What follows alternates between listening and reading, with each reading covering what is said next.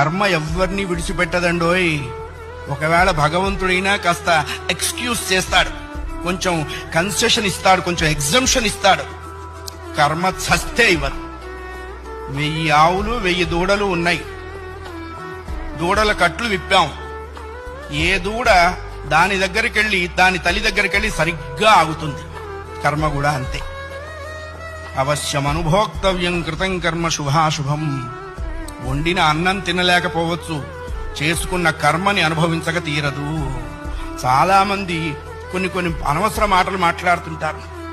బ్రతకదలుచుకోలేదు, చచ్చిపోదాం అనుకుంటున్నా. చావునేటువంటిది ఏదో ATM card పెట్టంగానే డబ్బులు వచ్చినంత ఈజీ అనుకుంటాడు. నువ్వు అనుకోంగానే చచ్చిపోతే నువ్వు చేసిన కర్మ అంతా ఎవడు అనుభవిస్తాడు? కర్మానుభవం అనుభవించడం కోసమైనా అది నిన్ను బ్రతికిస్తుంది. నీ ఇండివిడ్యువల్ ఐడియాస్తో నువ్వు బ్రతకవో ధర్మశాస్త్రం చెప్పి